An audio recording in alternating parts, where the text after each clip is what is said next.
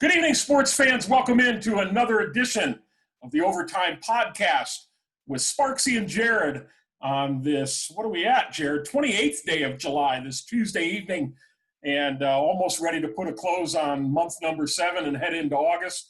And boy, you know, Jared, when we start talking about August, we talk about football season. A lot of the pros are going back and colleges are trying to go back, and football for high schools start on August 1st, but a little different season this time around, isn't it? Yeah, you know, it's getting to that point of the year. We're getting a little bit antsy, I think, for football to get started. And what better way to have football getting started, hopefully, than to have a former referee on here? Absolutely. It's my pleasure. It's our pleasure and honor to host a former Big Ten football official, now a rules analyst for the sports giant out of Connecticut, ESPN, here in episode 16. Bill Lemonnier, thanks for joining us tonight from suburban Chicago. Glad to have you aboard. Hey, good to be here. You know, with the way things are going, it's great to get together, if you can't be in person with somebody, to jump on the internet and keep some friendships going. Yeah, no question. No question. And you were on my radio show a couple years ago, and you were so gracious to want to come on and jump on with Jared and I. We're so very thankful for that. You grew up in the Chicago area. Now you live in the suburbs, as I mentioned, and graduated from Chicago State and have been involved with football officiating, you told me, since 1973, so a very, very long career. What got you interested in that? Just curious. Oh, you know, I played in high school, and I played on a Army team on one of the bases I was stationed in when I was in the service. And when I got back, I went to college then, and a friend of mine who was a high school official, we were having lunch, and he was complaining. It was late August. He was complaining that on Labor Day weekend, his crew was going to be short a guy, and they had all these games to work, and you know, and it just went on and on and on about complaining they were going to be short an official, particularly for these 2 youth football games on Sunday. Well, I looked at him, and his name was Jim Carlson, and I said, Jimmy, come on, you know, what's the difference? 2 officials, 3 officials, what's the big deal, you know? And I was a graduate assistant at this time too, and I was making $100 a week, and he looked at me and he said, well, you want to do it? He said, you played ball, and you know, why don't you try it? And I said, well, what's it pay? And he says, you get $25 for the 2 games, you know? Now, back then, when I was making $100 a week as a grad assistant, $25 for a couple hours, you know, was like, come on, I'll take it. Let's go. You know, that's McDonald's, gas in the Volkswagen, you know, bucks left over. And so I took him up on it, went out, and I worked that game, those 2 games, and it was a bug that bit me. You know, I knew there were a lot of things I didn't know that I thought I knew, but the bug bit me, and I wanted to get better. I wanted to keep doing it, and so fortunately, I had over the years then with the high school ball and small college, I had a lot of excellent mentors who took me under their wing and straightened me out along the way, and hopefully got me going in the right direction. You spent 5 years as a back judge in what was the Gateway Conference, now the Missouri Valley Conference. And then really, I would say your pinnacle or your claim to fame was 20 years as a Big Ten official, 14 as a crew chief and referee. And of course, the game that I remember the most is Ohio State-Michigan, when Ohio State was number 1 and Michigan was number 2, and you were the referee in that game. And now you've been with ESPN for 6 years as a rules analyst for their primetime games, and also associated with the IFAF, the International Federation of American Football, since 2007. So congratulations to you on everything that you've accomplished and to really promote the game of football, not only in the United States, but abroad as well. But, you know, when I worked that first youth game, if somebody would have said to me, you're going to end up in the Big Ten, you're going to get a chance to travel the world and go internationally everywhere to help with the game of football, I would have just looked at him and said, what are you smoking? You know, it's going to happen, you know. So, again, you can't do this by yourself. It took a lot of people that were there to coach me, to put me on the right path or take me off the wrong path and send me the right way. You mentioned 2007, the infamous, or it was actually 2006, I believe, the Ohio Right. State Michigan game. One of the great memory games to be involved in. But also that year, I had Ohio State down at Texas when they were 1-2 in the country, like the third weekend of the season. And so that's how the season was going. We had that game. Then finished the regular season with the Ohio State-Michigan game, which was obviously a phenomenal memory. And then the bowl game that I got that year was the Fiesta Bowl with Boise State and Oklahoma. Oh, my. So, I mean, you put all that into one season. It was just, it's just unbelievable. You had to just keep shaking your head saying, am I awake? Wow. And, you talk about those games and just the thrill of being just in those games and being a part of it. And I guess, is there times where you just kind of have to sit back and be like, wow, this is such a big moment and I'm being a part of this game? And I know a lot of times you don't want to be a part of that game because you don't want to have your name known specifically as a bad official or whatnot, but you just sit there and say like, yeah, I'm a part of this game. I want the game to belong to the kids playing it. When I say kids, it doesn't matter if it's youth football or college football. It's their game. Our job is to, go out there, ensure the player safety, get the calls that have an impact on things. Dave Perry, who hired me in the Big Ten, asked me when I came from the Gateway Conference, he said, what's the biggest crowd that you worked in front of in the Gateway? And I said, well, maybe 16 to 20,000, And he said, oh, it's okay. He says, your first game is going to be at Penn State. There's going to be about 95,000 people there. He said, you're going to be ready for that. And I said, well, I'll make sure back in the era when we wore white knickers, I said, I'll make sure I bring 2 pair of knickers, just in case, And he smiled and he just said, I just want you to remember something.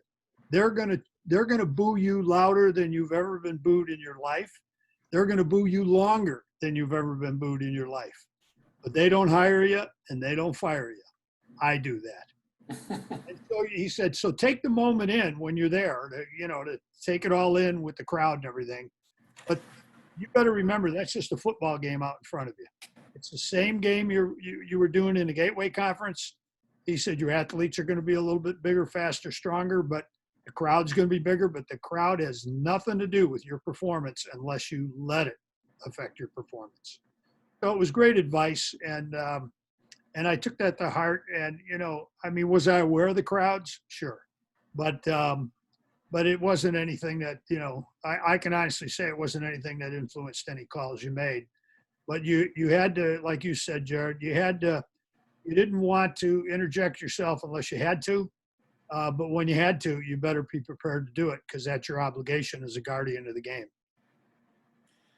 So, Bill, in this country, certainly football is king, and especially in hotbeds like the Midwest and Texas and California. And since March, obviously, it's been a very tough go with the COVID situation. And I think as a country, we're all kind of saying, well, we can't wait for August and September when we get back to normal and we can have football again. And that's going to be the cure-all and make all the bad problems go away. So I'm going to ask you the operative question of this interview. Do you believe, Bill Lemonnier, we're going to see college football this fall? I love football as much as anybody. I want to get back to it, even with ESPN and the international game. But my gut feeling on it right now is, and what my belief is that no, we are not going to see a fall college football season. I just don't believe it. Mark Emmert came out with a statement today from the NCAA questioning whether or not it's going to be realistic to get things going. So, you've got Division III and Division II conferences that are already throwing in the towel for the fall. You've got high school states and areas that are saying no football or no fall sports this fall. So if that's being done where money's not involved, okay, they're putting player safety not just player, but coaches and fans and everybody's safety first. Is it really that hard of a decision? I mean, obviously we know that there's a money issue. Fans are eager to get back and get to the games, but the reality is if we're throwing in the towel at all these other levels where money's not involved, we're doing it for player safety, for people's safety. I think the same decisions need to be made at the college. If we don't have things under control, we can't move forward. I guess going off of that, Bill, if I know the NCAA's made some progress here, but Ohio State announced today they would only allow about 20,000 fans in the stands. Even that's pushing it. But do you see, is there a deadline you think for this decision to come from the NCAA and all the conferences on when is the cutoff time for a season? Well, first, I think the NCAA is going to leave it up to the conferences. They, be honest with you, they don't have the jurisdiction over the conferences on that regard. The Power Five conferences, basically, what some of the things I've been hearing behind the scenes is that it's going to be by August 10th. There's going to be a more firm decision about moving forward or delaying and that. And I understand that when they keep doing the delay thing, saying, well, we're going to get rid of the non-conference games and we won't start till maybe October. I understand that because you're trying to be optimistic. You're trying to have it move forward. And if you don't plan that way, all of a sudden it's going to just cave in on you. You can always put the brakes on. You can always stop. But I think one of the tough things they have to decide is, you want to start, get a week or two in, and then have to stop again? Or are you going to just push back, maybe try and get 7 weeks in, starting sometime in October, have your championship game? Forget the bowl games and other things that go on with it. That'd be all fluff and icing on the cake if that happened. But, so I really think they're going to have to probably in the next week to 2 weeks come up with a thing about whether we're going to move forward or whether we're going to put the brakes on. Because I don't think you want to start and stop. We're visiting with former Big Ten crew chief and referee, now currently college football rules analyst for ESPN, Bill Lemonnier. And Bill, not too long ago, Barry Alvarez from the University of Wisconsin made a statement on the financial hit that university would take. Talk a little bit about, because you're so familiar with the Big Ten and you know how much that the game means to that conference, how hard a hit it's going to be on all of the schools, not just the powerhouses of Penn State, Ohio State, Michigan, but the lesser ones like Northwestern and Purdue and some of those, Illinois, if you will. Yeah, and again, Coach Alvarez, and he was actually coaching when I got into the Big Ten, and I always enjoyed working his games. Really a straight shooter. He could be tough with some questions, but really a straight shooter and just look for a straight answer from you. But I understand his comments about the financial losses that whether it's Wisconsin or some of the other schools could have. I think it might have been $100 million or so that they were talking about in financial revenue loss. That's probably TV revenue. That's probably ticket sales, concessions, paraphernalia, et cetera. I understand that concern, but I also know that they're going to want to put the welfare and the safety of the players first. Now, when you talk about some of the other schools, whether it's the Northwesterns, Indianas, look at maybe some of the MAC schools that they relied on that first game or two playing a Big Ten school and getting that $1 million contract, so that it was going to help fund their program for the rest of the year or some other parts of other programs. So those schools are going to take some big hits financially with that too. Because I don't know how the contracts are structured, but I would envision that, if you don't play, there's no guarantee of that contract. So, but it's no question, the financial end of it, it's big. But I'll ask you the question: is that your son? Are you going to feel comfortable with him going out there? Yeah, that's a tough question to answer. because if he were good enough and had an opportunity to go on to the next level, that's certainly something to consider. But all in all, it does come down to player safety and health, and I think responsible parents would want that decision to lie on safety rather than anything else. Yeah, and I just heard this, that in terms of like what I do for ESPN, is that it's kind of up in the air for one of two reasons. Our booth up there is really small. I mean, you watch a game on TV and you see the announcers on TV, you think it's a Taj Mahal we're in, you know. We have two main announcers. We have a stat man. We have a spotter. We have a technician up there. Myself in the booth. We're shoulder to shoulder in most of the booths. And in some booths, I have to actually stand behind them, looking over their shoulders at the field and the monitor. So it's very cramped quarters there. So I know they're concerned about that. You know, should they have that many people crammed into a booth?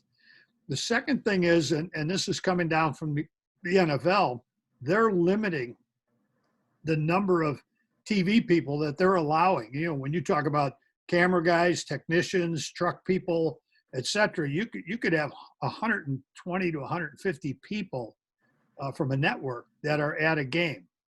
And I heard that they're cutting that drastically in the NFL. So I would expect the same thing will happen there. So I kind of envision that this year, assuming we move forward, I assume that the role that we'll have is the three of us that do the rules analyst, we'll do it remotely probably. I'd say no, a lot comes from remotely there or possibly a different spot in a stadium or whatnot. But I guess as far as gameplay is concerned, have you heard of anything that would be specific to the safety of college football players, the different guidelines that they would have to follow this year if it did happen?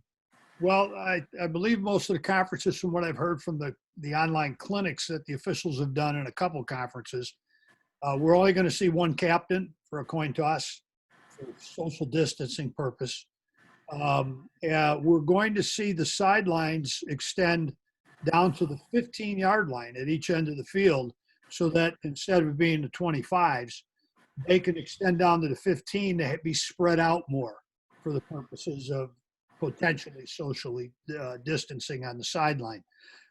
They're talking about that of having the ball boys ready to more footballs will be available in a game, and more football, and obviously they'll be doing sanitizing of the footballs on the sideline. And when new balls come in, it's going to be a sanitized ball. I heard they're also along the way, they're talking about that of maybe even having a runner who's a ball spotter. So the umpire or the center judge may not even put the ball down for the next play. And I think they experimented with that in that XFL league this past spring for the couple of weeks they went on. So there's some things that way that are being done. The officials are going to be required to have electronic whistles instead of whistles that you blow into. Officials will have to wear the masks while they're officiating during the game, and only between plays, if they need to kind of get a deeper breath or something, can they lift it off and do it. So, you know, and I know they're doing testing for the players. They're going to do the same thing for the officials with temperature checks and COVID checks during the week. So the plan right now is to do as much as we know possible to do to ensure the best we can the safety end of it there. But that's a big thing to take on and do. One of the things I've been encouraging officials groups to do at the high school level is to go through their local assignment person and have their list of things that they're going to be expecting the high schools to do or the conferences to do in their high school groups, so that they're not the forgotten person, you know, when they show up and that, you know, will you use a locker room or will you go to the game dressed? What will they provide for you in terms of sanitation things? You know, because if you wait until the last second you get there, you may find out you're on the short end of it. So the officials need to be very proactive through their assignment chairman and their local associations, so that the athletic directors know that they can't forget about the officials either. So, kind of the glaring question that I would like to ask as well, because so many of our viewers are involved at the high school level. We talk about college, albeit those players are not being compensated, but we know that money drives college football. So what are your thoughts on if you had to make the decision, if you were the one holding the golden key, would you permit high school football in the country, considering the situation that we're in right now? All right, well, don't pass out my phone number or my email account. No, I won't. Actually, no. I think, unless there's a state or two around the country that's just crystal clear with no problems. But I mean, right now there's at least 6 or 7 state federations that have shut down for fall sports. I just don't think it's worth it. We're not even sure we're going to have classrooms, with all the remote learning and stuff that's going on. So, and that was the business that I came out of. I'm a retired, I was a PE teacher, then a principal, then an assistant superintendent. And I'm kind of glad I'm not there right now to deal with that, because I don't think no matter what answer you have that you're going to have a unified community over what should happen with schools opening or what should happen with sports. It's going to be a really tough time in the school business. So, but sports important? Sure they are. Do we all love them? Sure we do. But we can't, I used the thing about, I said it to my neighbor, he's gung-ho for everything going forward. And it's not a big deal. And we got to let the kids do it. It's part of life. And I just said, quit trying to be Newt Rockme, Mm-hmm. This is youth sports, the kids will bounce back from it better than we will as adults. And we've talked about the possibility of football continuing to be moved back. And if college football, high school football are all moved towards spring seasons, how do you think that affects the college level or even the high school level from on up to the pros, how that affects everything as a single line? Well, no question, particularly if you're a senior. Are you going to, if you've been offered a potential scholarship or offered a scholarship at a major university and you're a senior, are you going to run the risk of getting hurt this April, May, playing football? We've seen it when the bowl seasons, if it's not a major bowl, we see the seniors opting out of playing in bowl games these days because they don't want to hurt their chances for the NFL draft. So, yeah, I think it can have some adverse effects on it. But at the same time, you're talking about a small handful of players that would do it, that would impact. So I think the thing they have to be cautious of, particularly with football, there's a lot more that goes into it for preparation and preseason training, during season training. And now all of a sudden you're going to run a season and finish up in May. And you're going to only have a month, maybe 2 months off before you start that training again for the fall. If we end up with a spring season, it needs to also be an abbreviated season. You can't push these kids into a 9-10 week season or playoffs. Just forget the playoffs. So I guess my last question for you, Bill, would be, you do work at the worldwide leader of sports at ESPN, and you had said to me the other night when we spoke on Sunday that, of course, college football is their bread and butter. And how bad would they hurt if we didn't have a college football season? I mean, they're going to survive because they have so many other things, but how badly would they hurt? There's no question. I think college football obviously is their number one ticket item. And for purposes of not just making money, but for all the employment that they have all across the country. So yeah, I think if there isn't a college football season, it's going to have a real adverse effect on on ESPN. So hopefully, that's something they can bounce back from. But, at the same time, they're showing a lot of reruns on games and things like that, but it's not like the game this coming Saturday, Ohio State and Michigan, so that's the tough thing for them. So, but yeah, it's their bread and butter. We're talking about going forward with college football, and along those lines, we talk about the abbreviated season and the financial impact of that. And then you see the NBA, you see them in a bubble, you see Major League Soccer in a bubble. Obviously, that's not possible for college sports. Am I right? I mean, yes, there's a way where you could do online classes like most of the schools might be doing around the country, but is there a way where college football could work that out where they're technically in a bubble? Wow, that's a tough question. I don't know the answer to be honest with you. I think it'd be very difficult to do. Well, Bill, we need to wrap things up here. Are you up for a little rapid fire session with Jared and I? I'm set. Let's do it. Okay, I prepared you for this, so I hope you have your answers ready to go.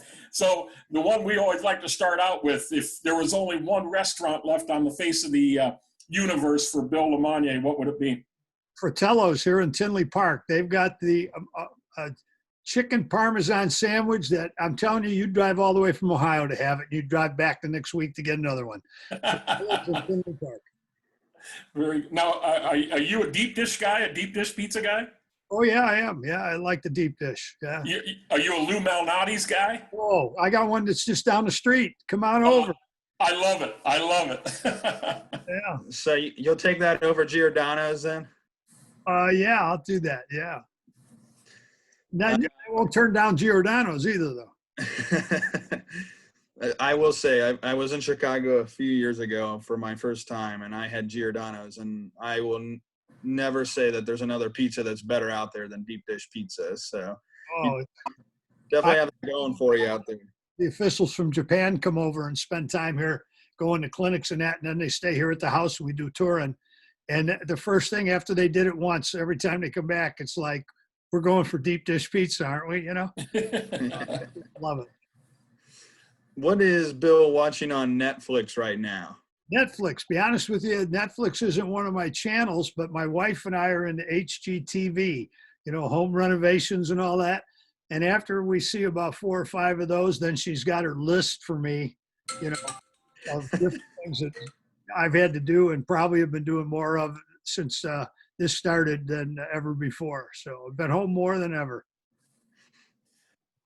So, Bill, you've had so many great experiences. You mentioned you've been all over the world, but there have to be some college football atmospheres that really stick in your mind. What are maybe a few that you'd like to share with our viewers that are just above and beyond any others? Wow. Herb Street asked me that. We had a lull in the action one day. We were at Michigan State, and there was a player injured. We'd used all our commercials. So he brought me in, and we were just talking about Big Ten environments. And he said, this is a neat place to be, but what were some of your best, places to go? So I said, well, here at Michigan, East Lansing's great. You can go about 80 miles down the road to Ann Arbor. The people here in East Lansing won't like that, but you can go down there and the big house rocks. And now he's looking at me going, Ohio State, Ohio. And so then I said, and you go to get a whiteout game at Penn State. It's just phenomenal. And I said, Wisconsin, when they do the jump in the fourth quarter. And a couple of years ago, Nebraska came in a conference, and that place rocks on a Saturday night. So finally he looks at me and he goes, now on air, we're live on the air. And he goes, well, what about Ohio State? And I looked at him and I said, are they still in the conference? And Hershey, he just kind of loses it, and so does Chris Fowler. And I said, listen, it was one of my favorite places to go. You can't beat Ohio State in the horseshoe. I said, but I had to yank your chain on that one. And He said, "Oh, thanks. I appreciate it." But yeah, those were all phenomenal places to go to. But the one that I remember the most unfortunately, it was the year of 9/11. We were out of football for a week or so, and we started back. We had Notre Dame down at Texas A&M, and in that stadium, they did a fundraiser for the police and fire families. And in the 3 decks there, they had plain T-shirts that people donated money to wear. And the first level was in red, the second level in white, and the third level in blue. And when you walked out on that field before the game, your heart, you had tears in your eyes, and it was just so phenomenal to see. And I had George Bush, former President George Bush, doing the coin toss that day because they did it. So that was one of my more memorable experiences and being down at Texas A&M. So we've talked about some of the toughest coaches that you who are some of the toughest college coaches that you've had to officiate for? Oh, they're all a bunch of nice guys. I mean, I used to have to say that when I was on the field because if you said something negative, and it got, especially in today's market with social media, you'd be in trouble. But now that I'm off the field, I can say about anything I want about coaches. But I'll say this is that I had a great experience of a lot of neat ones. From Barry Alvarez to Fitzgerald and Ferentz and Tressel. Just some Lloyd Carr was tough, but he was good to work for. But a couple of the challenging ones. Pelini was a challenge at Nebraska, and Charlie Weiss was a challenge at Notre Dame. But one of the things again, and it was the mentoring of people like Dave Perry. He just said, just remember something. It's really not personal. Okay, they can get mad. They can use some language, stuff like that. It's not personal. That's not what it's about. So don't take it personal, and learn to manage people. Don't get it. You don't have to win an argument. You don't have to win the debate. You get to run the show and you get to make the final decision. So you're not there to talk to a coach to win an argument. And I think when you realize that, you give them the courtesy to have their say, you have your say, and then you agree to disagree and move on with life. But Weiss and Bo would give you your money's worth. Very good. His brother was worse than Bo. He was worse. Well, Bill, we have to put a wrap on this episode. We're so very grateful for you giving of your time and sharing with us tonight. It's been very informative. We really appreciate your views and certainly appreciate what you gave to football and what you continue to give for football. And we hope that we have a season. We hope that we get to hear you on TV.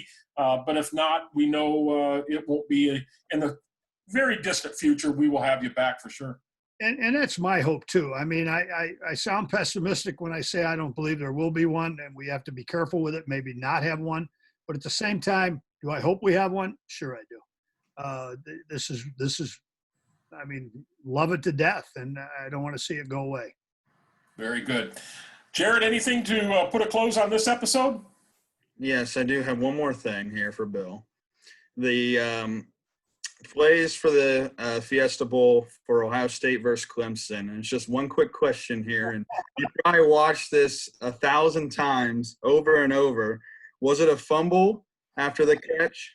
Well, weren't you watching? They brought me in. I talked about it. I know, and I think I got ticked off at you too. Probably did. Now, again, I'm old school with it, and I know we have replay, and I know athletes are gifted and everything, but more so than years ago. But and I even had the supervisor of officials from the conference that was officiating the game and up in the booth with me. And he obviously didn't have anything to say while I talked, but he did not own that football.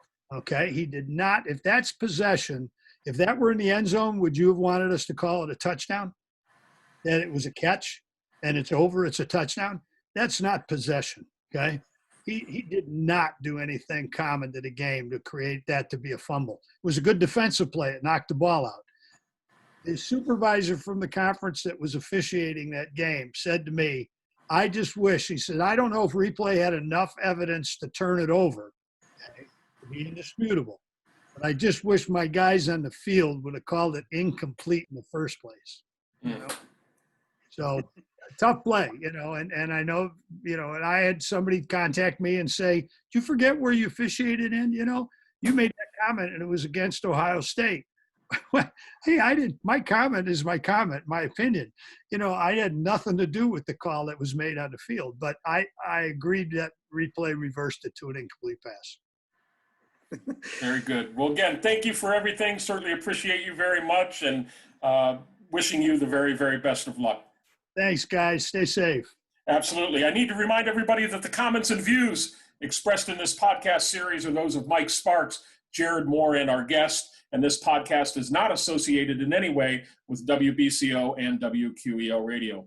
That'll put a wrap on this edition of the Overtime Podcast with Sparksy and Jared. We'll be making an announcement soon who our next guest will be. And we'll put a close to it. And I remind you, as I do each and every week, a spirit with a vision is a dream with a mission. Have a good night, everybody.